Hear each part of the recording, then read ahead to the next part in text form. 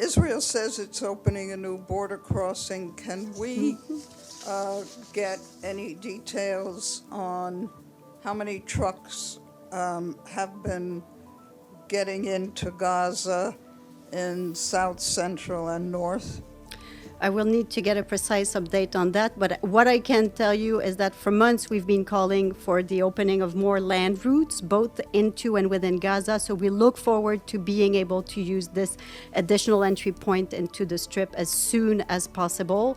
But of course, we also need increased access, security assurances, as well as more supplies so that aid can reach all people in need across Gaza swiftly and at the scale that is necessary. And I think all the updates that I read today highlight that with great urgency.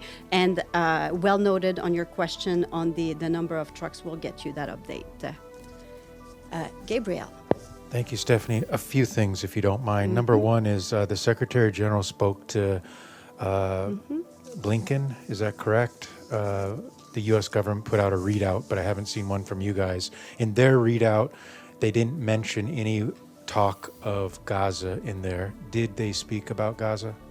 So what I have for you on this, and I just got that information, I think the call happened not long ago, so that yes, indeed, they both spoke together today.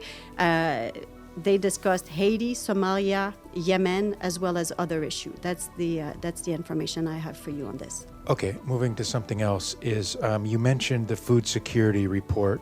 I know it just came out, so we need to digest it and look through it a little more. However, as you mentioned, one of the notes from the report says action needs to be taken in days, not weeks. It seems pretty grim and it seems pretty urgent. What does the Secretary General plan? How does he plan to react to the report? I think by reiterating once again the urgency to allow more assistance into Gaza, every part of Gaza. I think, the notes that we read here every day that depict such a grim humanitarian situation, such a difficult humanitarian situation. We really need to have more access. We need to have more security. We need to ensure that once that supplies that enter Gaza are able to reach everywhere inside Gaza, to reach all of these people that are desperately in need of assistance. And so we're going to keep advocating for more and more assistance reaching everywhere and in sufficient quantity. If I can ask one more on a separate but somewhat related matter. As you know, out of Geneva, the Human Rights Office out of Geneva released a report 6 months in. 70% of the people verified that have been killed in Gaza are either women or children. The Secretary General's reaction. So the report that was issued this morning by the Human Rights Office is yet another stark reminder of the intolerable human cost of this conflict. We need a ceasefire now, and this is something we've been saying all along. Civilians must be protected and their essential needs must be met, including by facilitating humanitarian aid to all those in need. The hostages and those arbitrarily detained must be released. The conflict must end.